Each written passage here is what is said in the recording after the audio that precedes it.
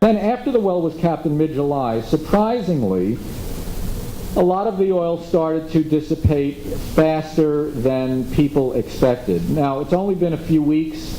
Nobody knows the long term. I'm always a little hesitant to say it's going better than expected because we may have a bad surprise somewhere along the line. But right now, it is going better than expected.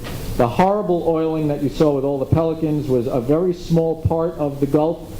I noticed at the very height of the spill, lots and lots of birds still doing okay east of Louisiana, between there and Florida, that are still out there. So fishing has now been reopened. Turtles probably fared really poorly, but there still are turtles there.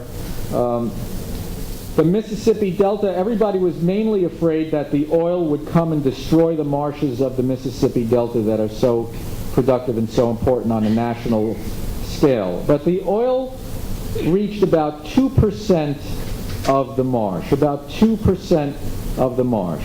And over the last 30 years, we've lost about 30% of the marsh by all of the leveeing, the water control, the channels that people have cut for shipping, and all of the back and forth servicing all of these thousands of oil rigs that are active. There are about 3,000 oil rigs active, but they've made 30,000 holes in the seafloor. So there's been a tremendous amount of activity over these decades.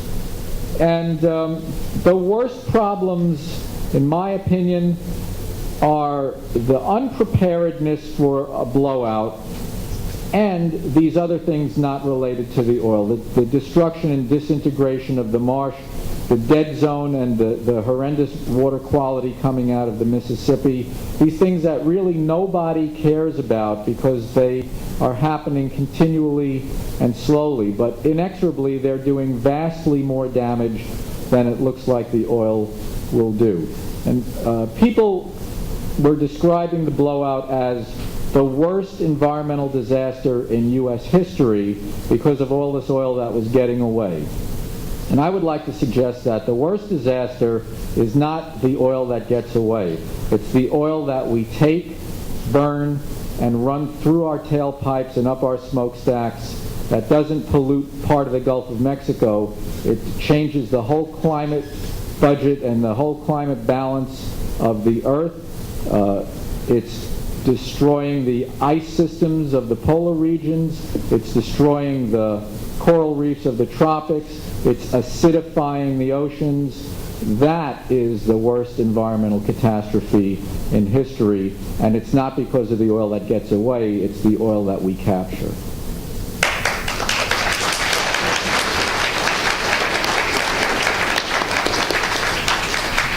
Thanks very much, Carl. So now for Ann McElroy.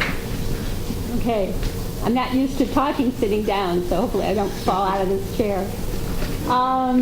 As Jeff said, I'm a marine toxicologist, which means I study the effects of nasty chemicals on marine organisms. And some of the chemicals I've been studying for a long time, longer than I care to admit, are related to oil. So although I personally have not worked down in the Gulf, I have been to the area, and I've been following the spill with great interest.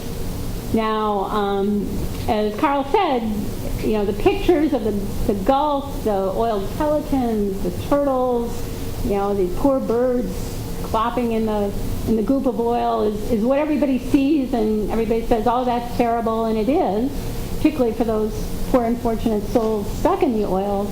But the real story of an oil spill and oil in general in the marine environment is a much more chronic, low-level thing. Even the acute effects of oil, other than the massive suffocation and oiling and temperature-controlled problems of animals that encounter the slick, have to do with some of the lighter components of oil, the things that vaporize on a hot day, which is every day in the Gulf. Those can cause animals to become disorganized. They lose their sense of smell and taste. They can't capture food correctly. The technical term is they're narcotized, which, you know, too much of it, you actually fall asleep. Those are the acute effects. But unless the entire geographic area of a particular species is affected that way, they don't tend to have long-term population level effects. We worry more about chronic low-level exposure and in areas where the animals are going to continue to be exposed. So of concern right now are the bluefin tuna that were spawning this summer in the Gulf.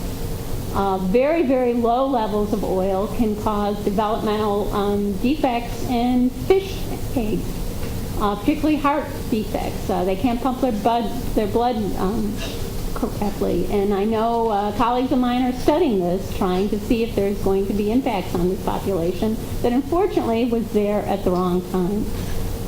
The biggest area we worry about are the marsh areas and the mangrove swamps, because once oil gets up into those areas, it tends to be persistent. And in other places where marshes have been oil, like the marshes of Cape Cod and some of the marshes in the more recent Rhode Island spills, it's been shown that oil can persist for decades.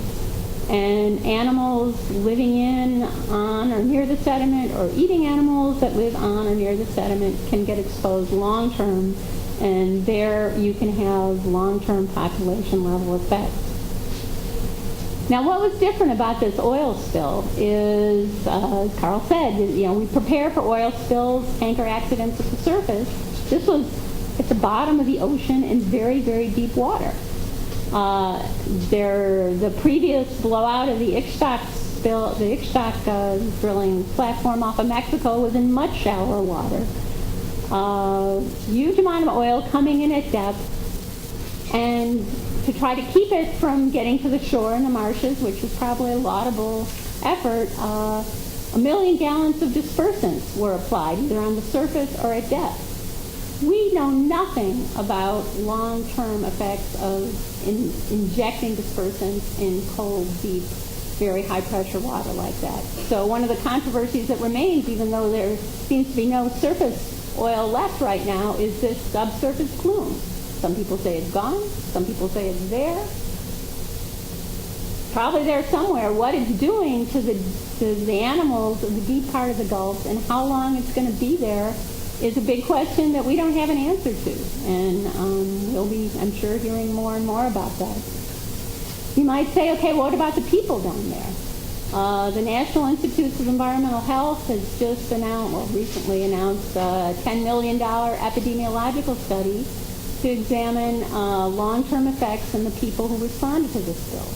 So these are people that were exposed to really the volatile, smelly components of the oil, and the high heat, the particulates from the fires that they were burning at the time. And I hope not, but there's potential, like the responders for the World Trade Center bombing, there may be long-term health effects related to their activities there. I would expect they would be related to pulmonary, lung type dysfunction, possibly allergies, and people who get involved in persistent kind of long-term disasters like this tend to suffer sort of a post-traumatic type depression. So BP was well to open clinics to help treat the people there. So that is just beginning. It will be ongoing.